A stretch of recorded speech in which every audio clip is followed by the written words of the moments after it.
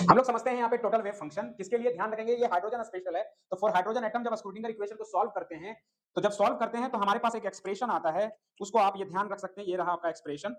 ठीक है, ये आप ये नोट करके रखेंगे। तो यहाँ पे क्या है कि psi N L M R theta phi is equal to R capital R N L R small R into में वाई मान लीजिए इसको एल एम और आर थीटा एंड फाई। ठीक है, तो ये जो पोर्शन है, ये वाली आर वाली पोर्शन, ये कहलाता है रेडियल वेव फंक्शन और ये कहलाता है एंगुलर वेव फंक्शन। शॉर्ट में कहें तो रेडियल पार्ट और एंगुलर पार्ट, यही डिसाइड करता है रेडियल प्रोबेबिलिटी डिस्ट्रीब्यूशन कर्व्स और angular probability distribution curves. Okay, तो हम लोग समझते हैं रेडियल वेव फंक्शन है क्या। तो ध्यान रखेंगे जो रेडियल वेव फंक्शन है वो डिपेंड करता है डिस्टेंस और distance of electron from the nucleus. ठीक है, वही लिखा हुआ यहाँ पे depends only on R from nucleus. तो आर यहाँ पे मेरा क्या है, डिस्टेंस है।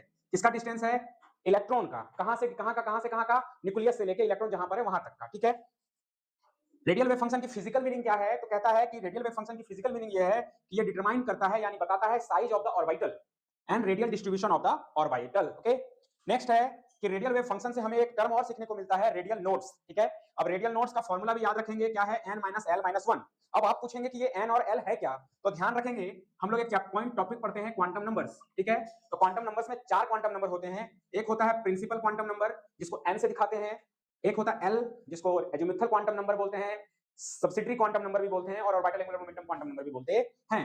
फिर एक होता है ml, और ये जो ml है वो क्या है, मैग्नेटिक क्वांटम नंबर, और एक होता है s जो होता है स्पिन क्वांटम नंबर। ठीक है, तो यहाँ पे जो ये n और l है, यही है आपका यहाँ पे n और l। ओके, नेक्स्ट है रेडियल प्रोबेबिलिटी डेंसिटी। तो ये रेडियल प्रोबेबिलिटी डेंसिटी का फॉर्मूला है, आप याद रख सकते हैं, p से यहाँ पे प्रोबेबिलिटी है और ऑब्वियस है कि रेडियल वाला पार्ट न्यूक्लियस और इलेक्ट्रॉन के बीच के डिस्टेंस पर डिपेंड करता है, तो यार तो कहीं जाने वाला नहीं, ये तो रहेगा, बस ये आगे वाला टर्म देख लेंगे।